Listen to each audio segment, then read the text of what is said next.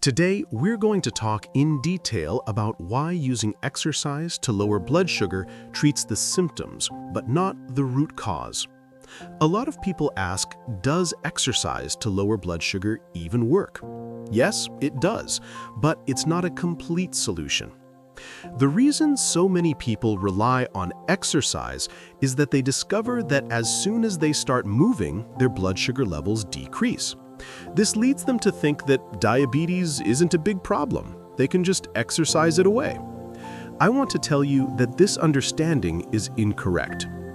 First, we need to understand why exercise lowers your blood sugar. The main reason is that exercise continuously consumes the body's sugar, or glucose. The first sugar to be used is the glycogen stored in your muscles. Your muscles are essentially a storage warehouse for this energy. Once you start exercising and that muscle glycogen is used up, the muscles will then pull more sugar from your bloodstream to continue fueling the activity.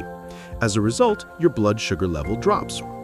But there are a few problems with this. First, what is that muscle sugar, glycogen, actually for? Its purpose is not to regulate your body's overall blood sugar. Its only purpose is to provide energy for the muscles themselves. Therefore, its blood sugar lowering effect is temporary. As soon as you stop exercising, your blood sugar will rise again. The only way to prevent this is to exercise continuously. But who can do that? For example, how can you exercise when you're asleep? Another strategy people try is building more muscle. This just makes that energy warehouse bigger. This means you'll consume more sugar when you do exercise. However, it still comes back to the same problem. As soon as you stop exercising, your blood sugar will rise again. This is the heart of why we say it treats the symptoms, but not the root cause.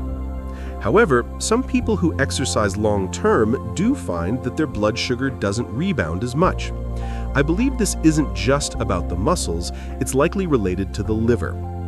This is because exercise can significantly improve liver metabolism, and the liver is the true center of our body's glucose metabolism. Why is the liver so important? As I said, the body's blood sugar levels fluctuate. They go up and they go down. Exercise can only lower blood sugar. It has no mechanism to raise it. But there is one organ in the human body that can do both. It can lower blood sugar and it can raise blood sugar. That organ is the liver.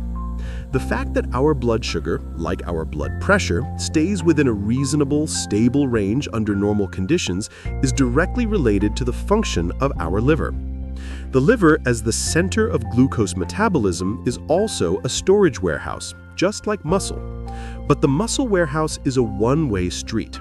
It pulls sugar from the blood and then consumes that sugar to provide energy for exercise. It's very selfish. It only absorbs and consumes for its own needs. It doesn't care if your overall blood sugar is high or low. It won't stop consuming sugar just because your blood sugar is dropping. Furthermore, exercise is a voluntary action. It's something you consciously decide to do. But your body's blood sugar regulation is a 24-hour, 365-day-a-year process. It's a lifelong, automatic system. This automatic system is run by your pancreas and your liver. The liver is completely different from muscle.